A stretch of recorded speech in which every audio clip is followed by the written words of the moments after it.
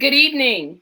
Welcome to On Another Level Author's Babble, where tonight we're getting up close and personal with author Joyce Licorish.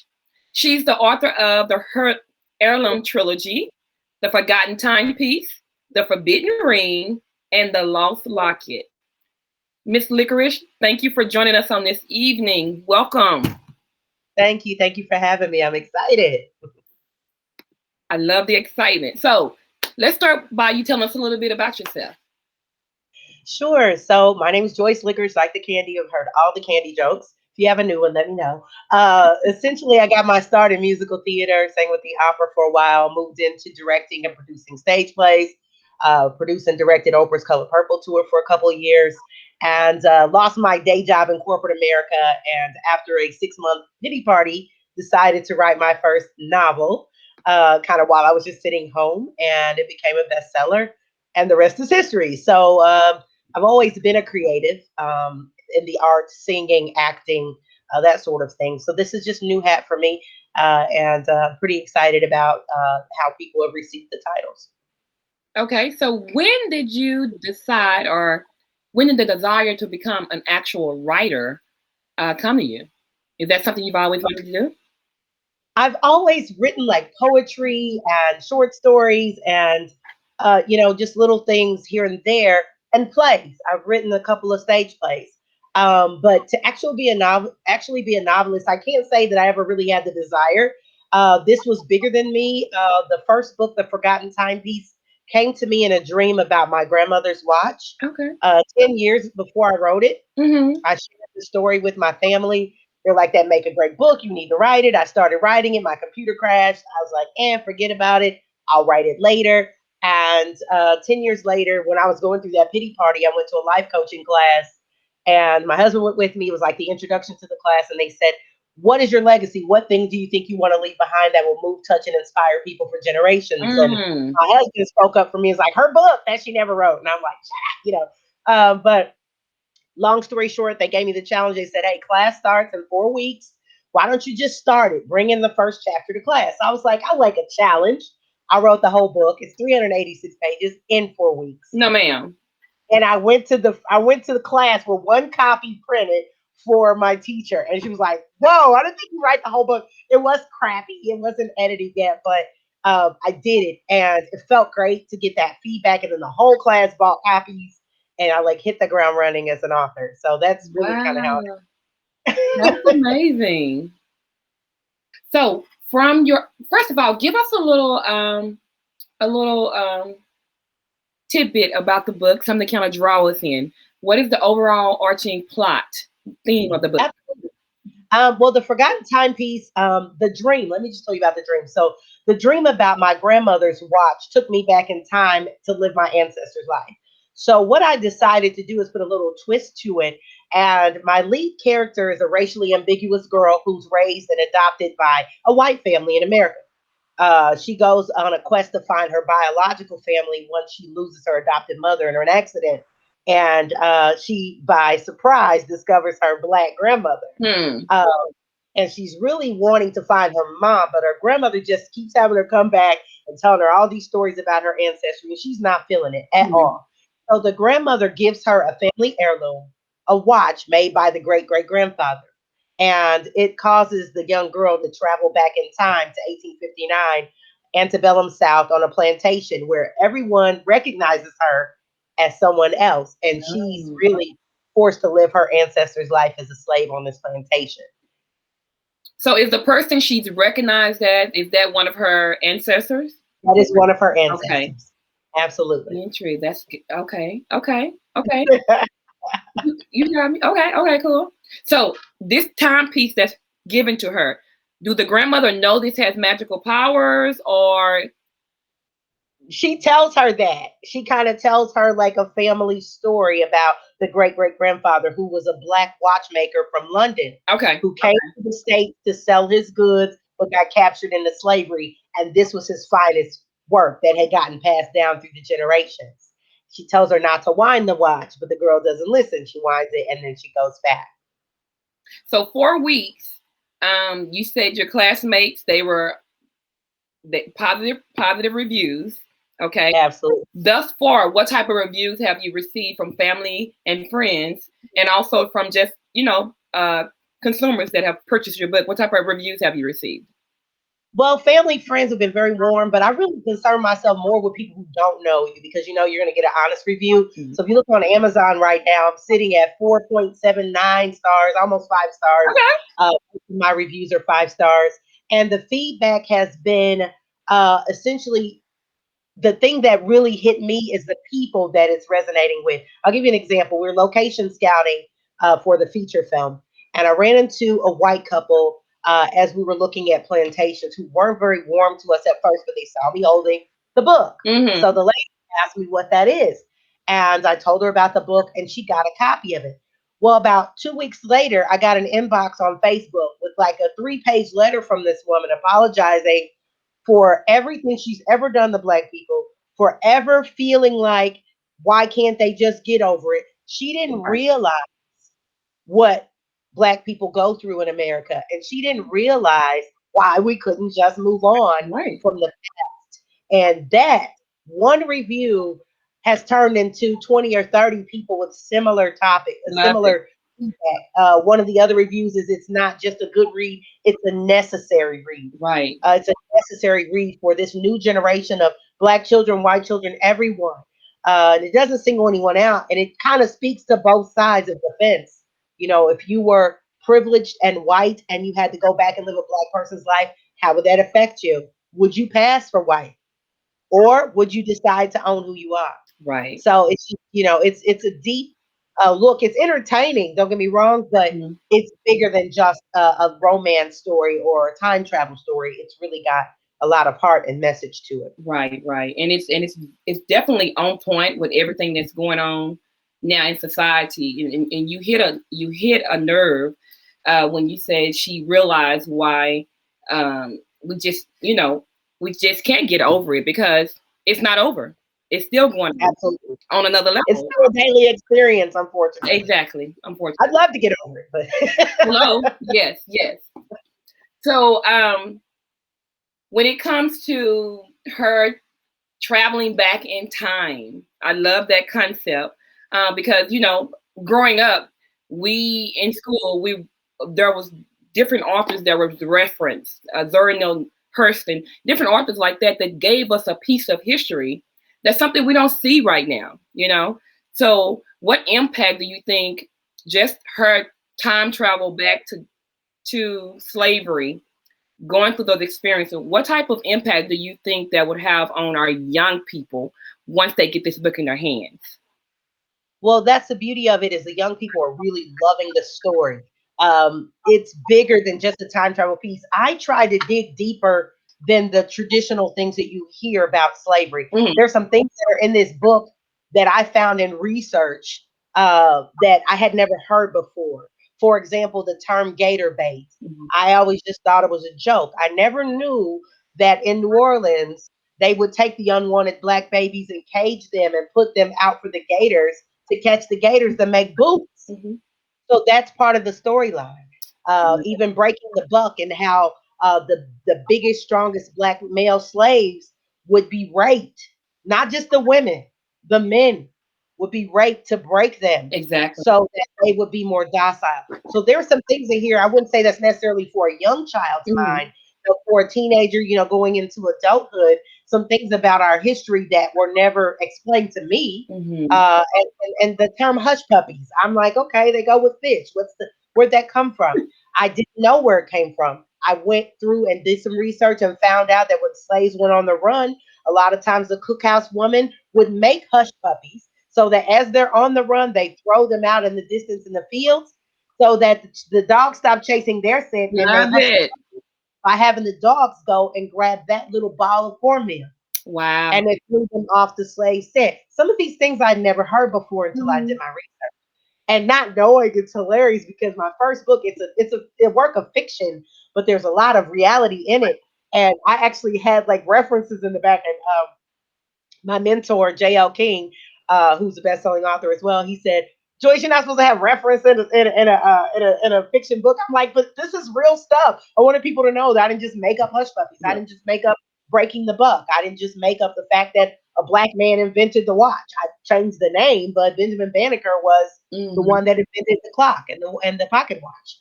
So anyway, long story short, I think it will resonate with people all ages. Young people really like it because my lead character is a senior in high school, and so you see the parallel in her life, her high school life, and then when she time travels, everyone from her modern day world is there playing different roles, Gotcha. and they recognize her as someone different, and she's trying to tell them, "No, I'm Serena," and they're Uh-huh. like, "No, you're Alice." So Hmm. it's kind of cool to see, for example, her boyfriend. She's adopted, raised as white. Her boyfriend happens to be a Caucasian male, captain of the football team. She travels back in time. He's the son of the slave master. Oh, So that okay. creates a very unique relationship. Right, Her right. black boy that's been kicking to the curb, he's a runaway.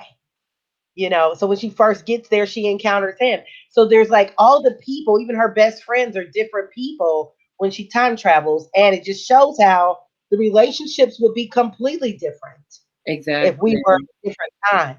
Hmm. Uh, yeah, just interesting.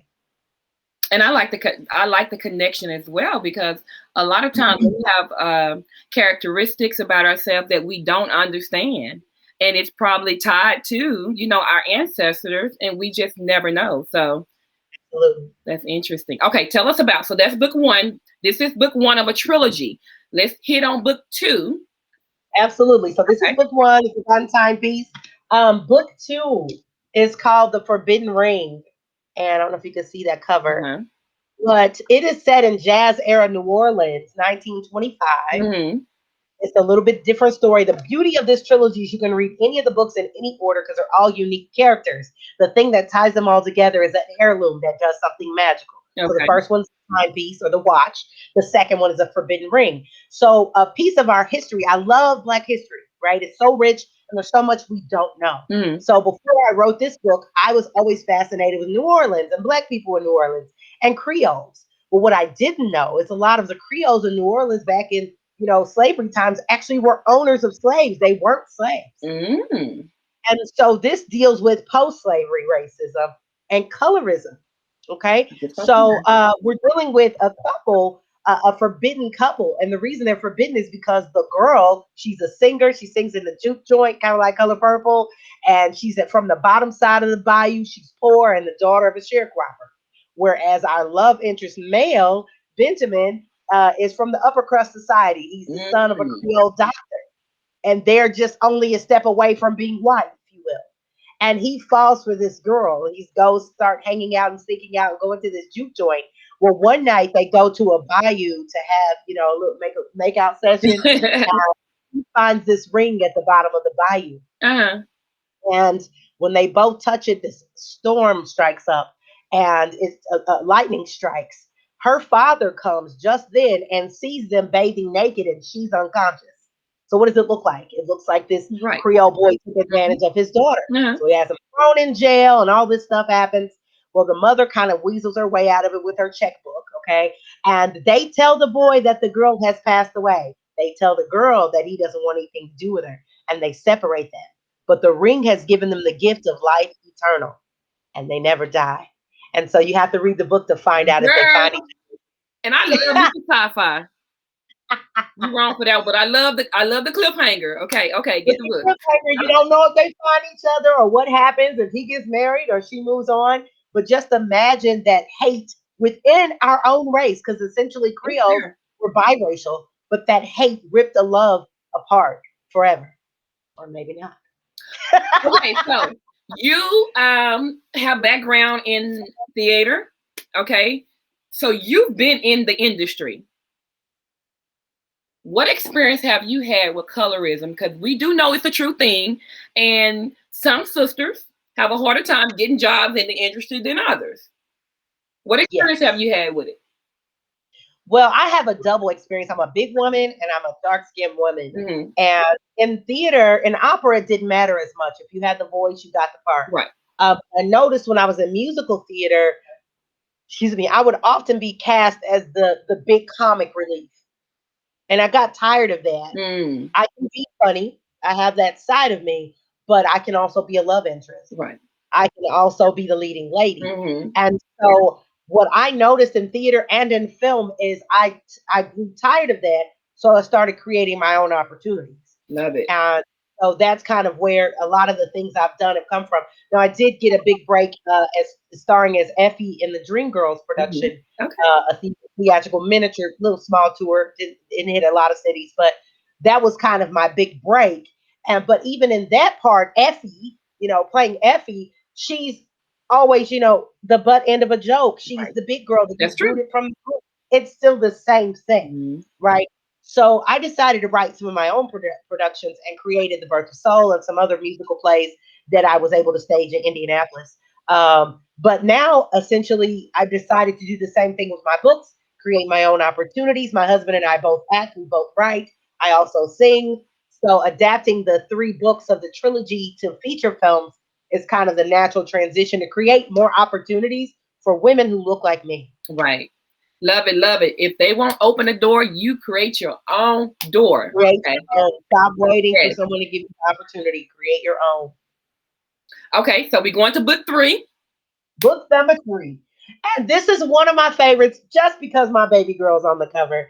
The Lost Locket. Mm, It's part three in the Heirloom trilogy. mm-hmm.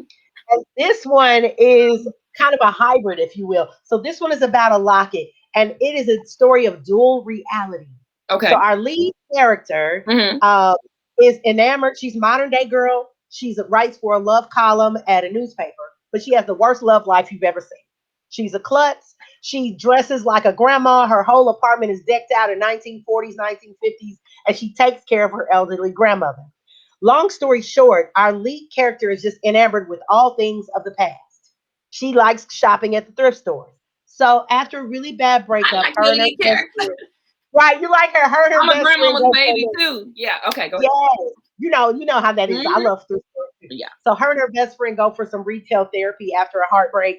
She found out her man is married, right? And so she goes for the little retail therapy, and they stop in their favorite store, Katrina's Curiosities. And when they go in there, Katrina's trying to get him to buy a bag, get this, get that. And she's like, no, this locket, this is the thing that I want. So she buys this locket, she takes it home, and when she wears it, she dreams a dual reality where now, when she sleeps, she's falling in love with the soldier whose picture is in the locket. Mm, He okay. happens to be a white soldier, Okay. and when she dreams a dual reality where she's a nurse serving abroad in Normandy, France during World War II. But when she wakes up, she's in her modern day world and she meets the same guy who's a white civil rights attorney. So you have the dual reality of if you were a black woman dating a white civil rights attorney modern day versus when you fall asleep, you're in love with a soldier who you can't even treat as a nurse in 1944.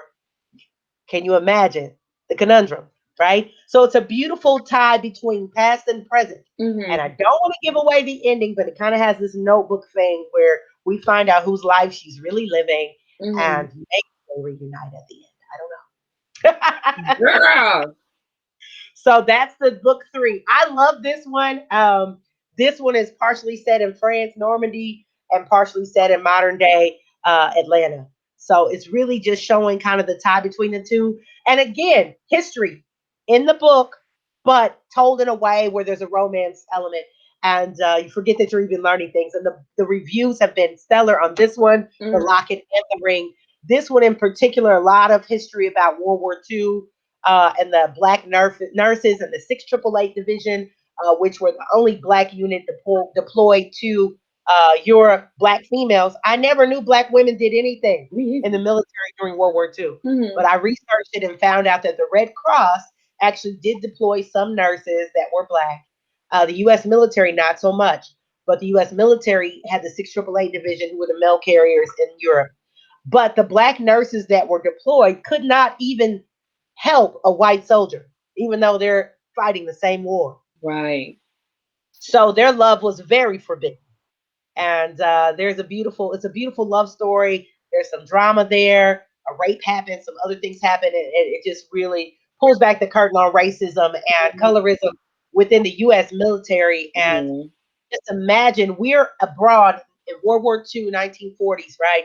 And we're fighting Hitler because he's trying to eradicate a race of people. And we're claiming that all people matter, but our own military, we took the Jim Crow South overseas to Europe during the war. And in Europe, it didn't matter. The black people that walked the street. Right. But we took and imported our racism to their country as we're over there, quote unquote, fighting a war against racism. So it's just another one of those. It's a love story, beautiful love story. And can you just imagine being so confused when you wake up and you're in your modern Mm, world? You go to sleep, you dream this other dual reality. So yeah, this is book three, and I'm really excited about the trilogy. I think there's something in each story for everyone, and it deals with racism, colorism, forbidden love, biases, social biases, all those things. But at the same time, a very entertaining ride. right. And that's what I love about each book as well is that um, there are topics or issues that a lot of times within our community are swept under the rug and not addressed. So these are great topics. These are great books to read as a family and sit down and have a discussion as a whole. The third book, I was going to go back to, dating outside of your race, you know, Yes. and we're quick to want to be, don't judge me based on this color of my skin. But if we really look at it, a lot of us still have an issue crossing the line when it comes to love. And love is love. Right. So yeah. So it deals with that. It Mhm. deals with the things that they run into modern day. The modern day couples out for dinner and getting the dirty looks, and the couple gets up and moves over at the restaurant they're at. And then when you flash back, you already know that sergeant superior, the captain superior officers don't approve of him dating a black nurse. What are you doing? And so it's just showing how we're in the year 2021, but how much has really changed. Exactly. So true. Yeah. Okay. So real quick, we're gonna stop real quick, and I want you to tell our viewing audience how you can be reached and also where they can purchase your books. Absolutely. So, JoyceLicorish.com is my personal website. It has access to all of my titles there. And all the titles are also available on Amazon. If you go Amazon.com and type in Heirloom Trilogy, it'll give you all three, or you can look up each title by its name: The Forgotten Timepiece, The Lost Locket, The Forbidden Ring. But yeah, Joyce Licorish. And then, in addition, you were asking about the film stuff. Yeah. If you're interested in auditioning or being a part of the film projects, DreamEmpireFilms.com is that website. Okay, so we hadn't gotten there yet. So we have our the books of the trilogy. We got the Forgotten Timepiece, the Forbidden Ring, the Lost Locket. All three are going to be made into a film. Talk to us about how this exciting news came about. So a few years ago, when I wrote the first one, we went ahead and adapted it to a screenplay. But in the meantime, we took a couple, about 19 months or so. We put together a writing team, and we've been brainstorming. My husband, myself, my business partner Lisa Madewell, and all of the ideas that the films we want to make, the movies that we want to see, right? Right, right. So we started just working with a writing team on adapting all of our ideas into films. I told you my background was in theater. My big break was as Effie and Dreamgirls. My husband's background is as an actor on television. His big break is on Empire. So we put it together and formed Dream Empire Films. Love it. And Love it. we took a while and started shopping our projects around, and we have an agent. And so the rest is history with getting these films done. The first one will be the first one in the trilogy, The Forgotten Timepiece. And so right now we're casting for The Forgotten Timepiece for the short proof of concept version, which basically becomes like a preview or commercial for our investors Mhm. for them to pick it up. So we're casting for that right now. If anybody's interested, DreamEmpireFilms.com. Let me go ahead and get my audition on. Not Audition to on, quit my girl. day job. Okay, so let's talk about um, your transition from being in front of the screen to behind the screen.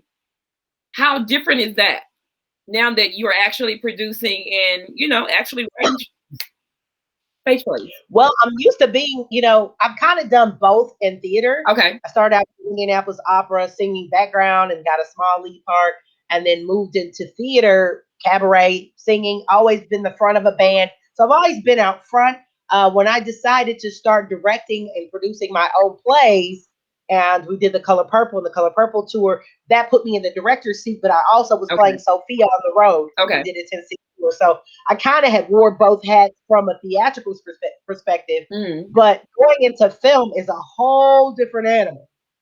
So a year and a half ago, I signed up for this camp for aspiring filmmakers Uh-huh. and got a scholarship to go to Lithuania, of all Oh, places. wow. Okay.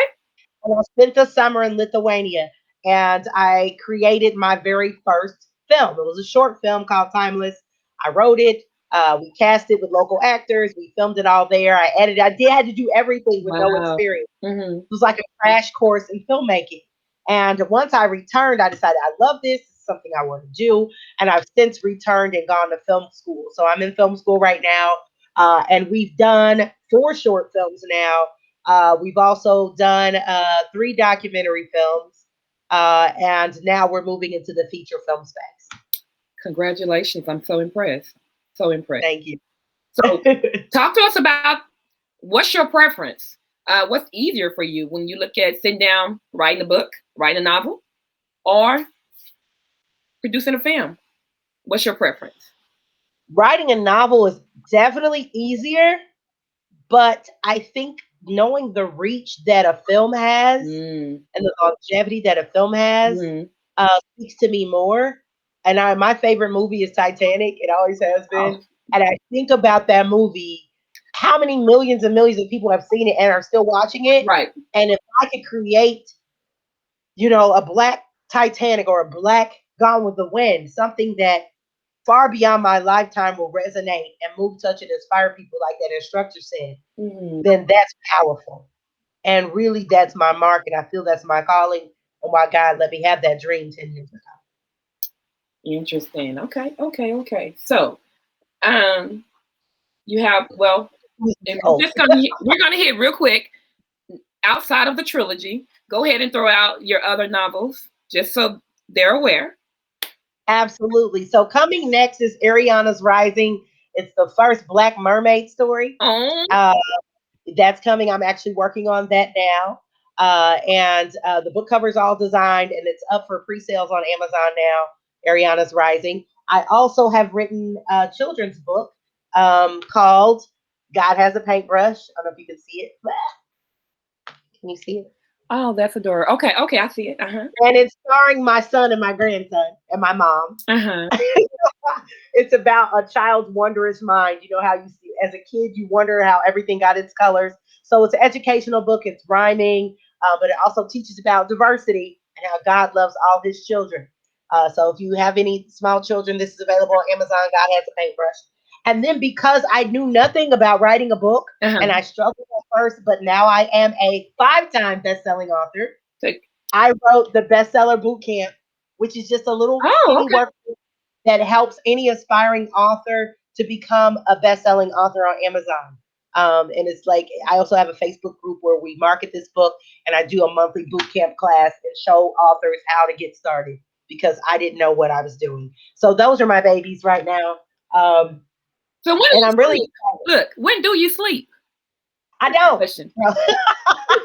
That's the question. So we want make sure you go out and get the books. She has the trilogy. She has the book for everybody. Actually, if you have any young kids in the house, we got God Has a Paintbrush. Did I say that correctly? Yes, you did. You got it Okay. right. God Has a Paintbrush. Teenagers. One of the books has a teenager main character. All 3 books are very informational. Adults in the house. Go out and support our sister. Also, when you get the book, please remember to write your reviews. It is so important that we write reviews so that our authors can get feedback. And also, it helps. It helps them when it comes to the algorithm. Okay, Absolutely. so we're going to kind of transition a little bit, but before we do that, I want to ask you to every week we have inspiring writers watching us, and I know you have your workbook. You just share it with us. What key points? What tidbit of knowledge could you give to anybody who's interested in becoming a writer, but are kind of hesitant to take that leap of faith to go in that direction? Just do it. Throw up on the page. Throw up on the page. I say that You to my say throw authors up. like, by that? Throw up on the page. Okay. Okay. Don't be overly analytical, overly critical over every word. Just get it out of you. And then have an editor look it over and critique it and polish it. If you don't let go of your fear, you can never get it on the page, right? Mhm. Mhm. So, part of what I think it's just, faith over fear, courage over comfort. Mhm. You got to get it out of you. And that's step one, because if you don't have a manuscript, you don't have a book. Right. And everybody's first draft sucks. Everybody's first draft sucks. Don't be afraid to let go of the idea, put it on paper, and then get some people that in your circle that you know, trust, and love to critique you. My best friend became my accountability partner, and I thank her every day. And now I'm an author. Her name's Tina. And so when I told Tina about the idea and I told her about the class, she said, "All right, every night we're gonna get on the phone and I'm reading what you got and we're gonna talk about the next chapter." So we did it for 30 nights and wrote 40 chapters in 30 nights. Oh. Okay. Because during the day I was home, I lost my job. I would I write the see. I chapter see. during the day. Uh-huh. Then sometimes I got inspired, wrote 2 chapters. And 40 chapters was my benchmark, because 40 acres and a mule is like a number that meant something to me. So I was Uh-huh. like, hey, 40 chapters in 30 days. She's like, let's do it.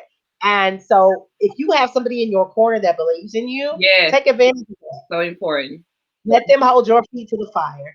And don't be afraid to walk on water. Good advice. Good advice. So you and your husband are both in the industry. What impact have this made? You have a son and a daughter, am I correct? A son and 2 daughters. Two daughters. Yes. Okay. What impact have it made in their life? And do you see some of your talents coming through your youngsters?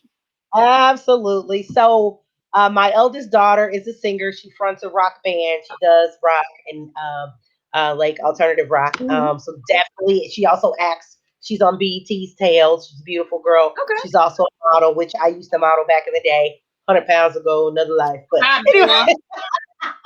but that's what she does.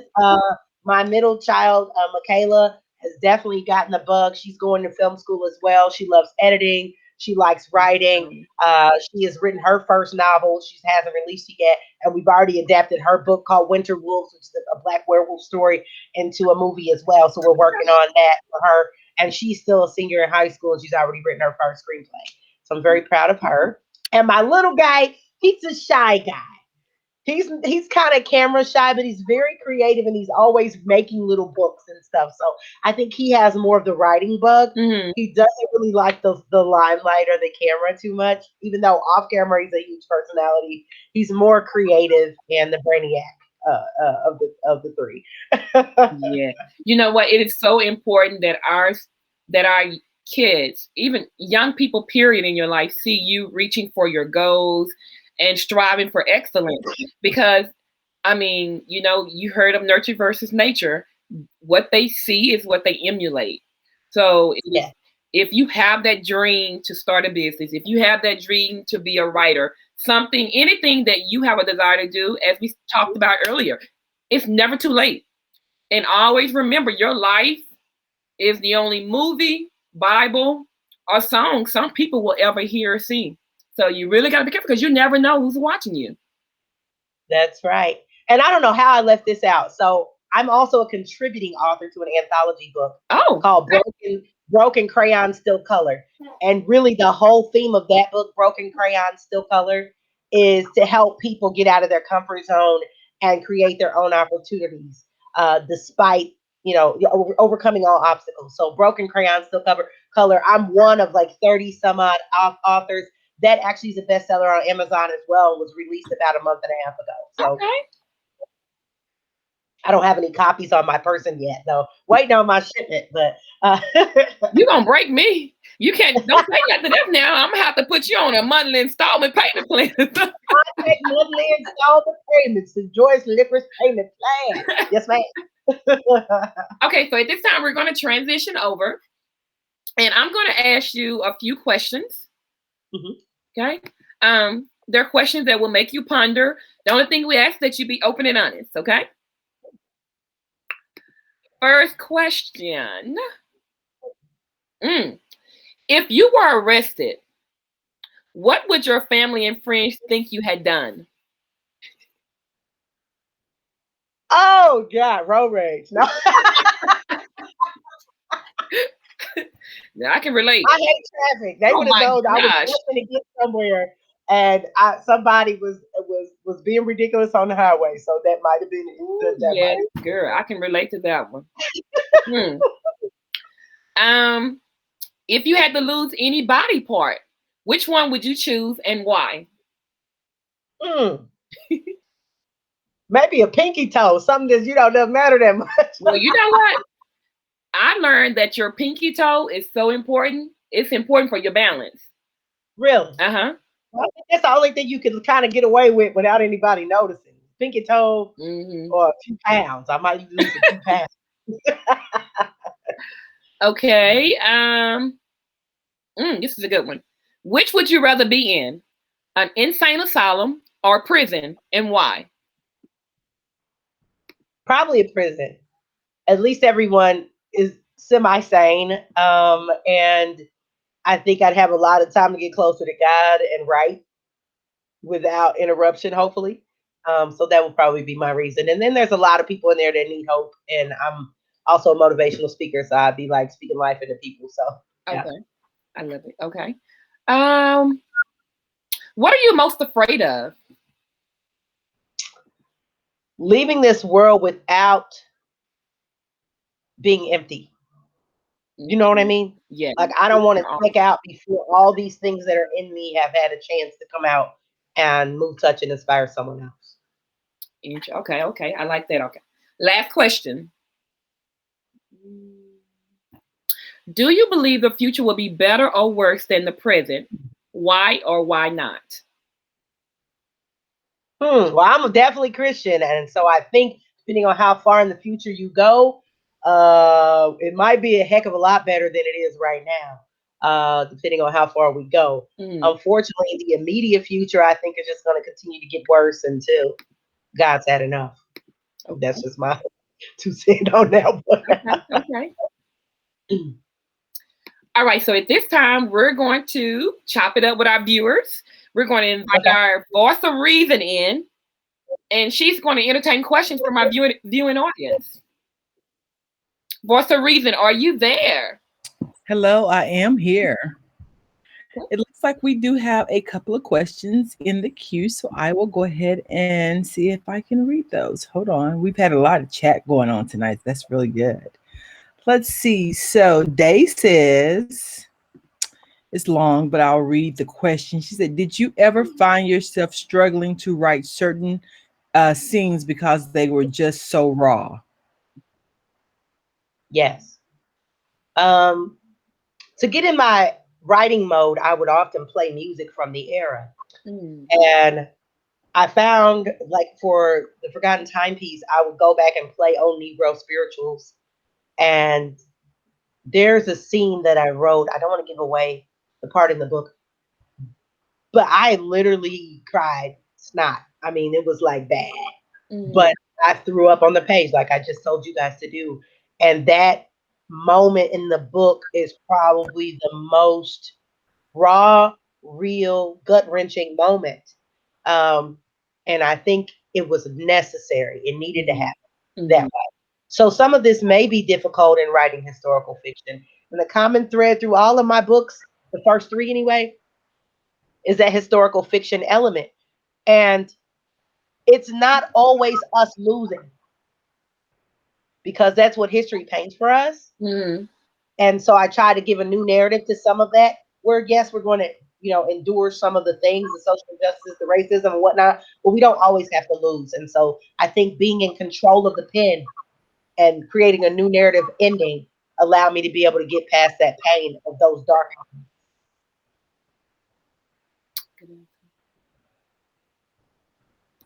Okay. Um, we have another question from Miss Olivia, and let's see here. Hold on.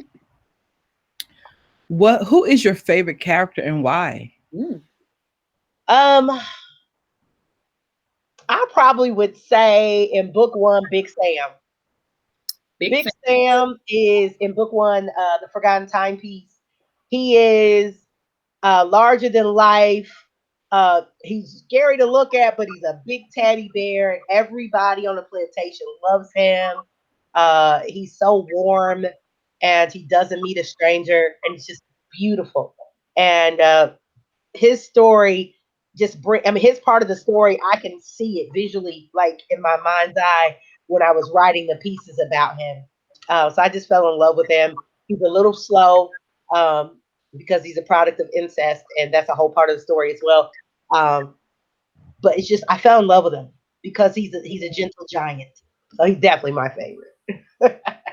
Awesome, awesome, awesome. Okay, looks like Becca Save is gonna make sure that we see this. She says, um, are you giving away a book tonight autograph? Now, come on, Becca. Tonight is the night that we're promoting her. We need you to go out there and purchase these books. I know And Becca. I figured you did it. I'm giving her Becca, a hard I time. already have a copy. No. I figured you did. That's why I'm giving her a hard time. So we need you to go out there and purchase these books so our sister can get these sales up and get these reviews written. But again, are you giving away a book tonight? You know what? I'm a sport. I'll give away one. I don't have any more copies of Forgotten Timepiece. It's sold out, but I do have some extra Forbidden Rings, so I will give away a copy of the Forbidden Ring, and I'll even ship it. If you guys get the contact information, I'll sign it and ship it out to somebody tonight. Okay, so how do you want to go about determining who gets to who wins? How do you want to do that? I'll let y'all pick. Joyce, Karen, think of a number. Think How of about an that? answer. Okay. don't tell I us. tell you. Okay. Not yet, not Okay. yet. Oh, put it in I'm the writing host. on something so you know I didn't change it. Okay. Yeah, Put it in the host chat. yeah. Type it in the host chat, and then we'll have the public put their number that they guess in the chat, and whoever's the closest, bam. Okay. Do I get to play? No, we're gonna Oh yeah. support. Play. No. Okay, no, I'm just playing. Okay, audience, who is ever still on the chat, if you will put your number in the chat area, and you'll get opportunity to win an autograph book by Miss Joyce Licorice. She's going to be sending out the Forbidden Ring. So go ahead and put your number in the chat area. Thank you, Becca. All right, the numbers are coming in. While they're putting their numbers, we do have another question. And this is from Day. And she says, what's your writing process? Do you go into your writing cave and just focus, or do you give yourself a daily writing goal? I kind of do both. I usually do weekly goals. Like by the end of the week, I want to have X amount of chapters written. I start out with an outline. I use the Save the Cat method, which is really a method that's written for screenplays. And if you ever want to check it out, there's a book called Save the Cat Writes a Novel, and it shows you how to properly outline your book and come up with all your character descriptions. So I usually do like outline character descriptions. I give my characters these really intricate backstories, Mm-hmm. and I put post-its all over the wall. I even have a whiteboard and I do that. And then I just start with chapter one. And I tell myself, okay, by the end of the week, I need to have three chapters written. Or like with Timepiece, I did a chapter a day because that's all I had to do, right? Mm-hmm. But yeah, that's pretty much it. And then I make myself dedicate a couple of hours a day instead of watching television. I usually go on a TV fast. My husband hates it because he's a big movie guy and he's like, let's watch movies. I'm like, nope, no movies. I'm writing. So at night when the kids are asleep, I do my voiceover stuff because I do audiobook narration, and then when I'm done with that, I write for a couple of hours in the wee hours, and just give myself the goal of hitting that benchmark by the end of the week. Okay, awesome. All right, looks like we have a winner. And Tracy Nicole Hayes, your number 8 has won you a copy of the Forbidden Ring. Congratulations. If you will, Tracy, I'm going to put in the chat area if you'll email us your mailing information, and we'll get that over to Miss Joyce. And the actual number was 8, And guys. the So actual number was 8. Yes, so that was the Number actual was number. 8, the number of infinity. Yes. So mm-hmm. she hit it on the head. You Thank got you it. guys for playing. I appreciate it. And thank you, Joyce, for giving away a book tonight. We No appreciate that. problem. All right. Are there any other questions? I've already gone over all the questions that was in the queue, but do we have any other questions for Miss Joyce? And if not, I'm going to turn it back over to Sharon. Okay, so one last question we have for you, Miss Joyce. If you could tell your younger writer self anything, what would it be? Start sooner. I mean, I think we always, I say this all the time, we set these goals and these self-imposed limitations. Like when I grow up, I'm gonna. When I graduate high school, I'm gonna. When I get that Right. perfect man, I'm gonna. When I, you have all these little limitations, and then Mhm. you look up and you're 45 years old and you haven't done half the stuff you want to do. YOLO. You only live once, so start living intentionally. Live on purpose. Be intentional about your goals. If you want to be a writer, do it. Nobody's stopping you but you. Thank you so much for joining us on tonight. I so admire your drive, your perseverance. I Thank mean, you're gonna make it. You know what? There is no doubt. We you. will be looking forward to big and great things from you. Okay. Absolutely. Okay. So let's go over the books. There's a lot going on, so I'm gonna try to see if I can remember it all. All If right. you can, I can recap if that'll help you. I don't know. You got it? So we got first of all, we have the Harlem trilogy. We That's have the Forgotten Timepiece, the Forbidden Ring, and the Lost Locket. We have the children's book. Um, God has a paintbrush. God has a paintbrush. Then we have what about the broken colors? That's Oh, the broken crayon, still color. broken crayon still color. Okay, keep going. I Go ahead. don't have a copy of that one to show, but yes. Okay, and then the workbook for aspiring writers, bestseller boot camp. Love it, love it. All the tips to the trade. If you want to write a successful bestseller, get the book. It's all in print. She's giving you the key to be That's right. successful. Okay, did we miss anything? I think that's it. Essentially, you got the three. We got a couple of new things coming out, but we've got enough that's already published that if you will support that, I will be forever grateful. Please also, anybody that's on Amazon, follow my author page because what that does is every time I put out a new book, you'll get an email. So, Okay. yeah. And then also, if you're interested in taking part in maybe auditioning or being a part of the production of her books, congratulations again that are being transitioned over to films. What's the name of the company they can reach out to? So Dream Empire Oh, I should Films.com. remember that. DreamEmpireFilms.com. DreamEmpireFilms.com. Thank you so much for joining us on this evening. It has been a pleasure. I feel like I've been asleep as much as you've done. Because I'm a Midwest girl and y'all in Texas. I'm coming your way though, baby. I'm coming. Well, let us know when you come into town. We can show you around and make sure you have a good time. Absolutely, I will. I got friends in Texas now. Hey. Yes, definitely. Thank you for joining us again, Miss Licorish. It has been a pleasure. It has really been a pleasure. Go out and purchase the books. One last time, tell our viewing audience how you can be contacted and also where they can purchase your books.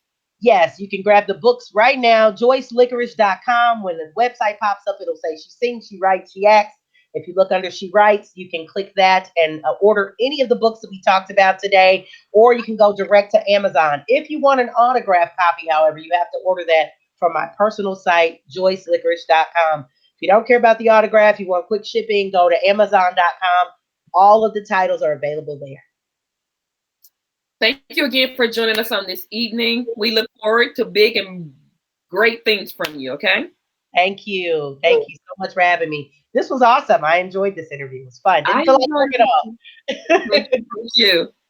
All righty, guys. Join us this time. Same place, same time next week. We will be chatting it up with author Cassidy A. Lee. She's the author of Finding Peace During the Healing Process.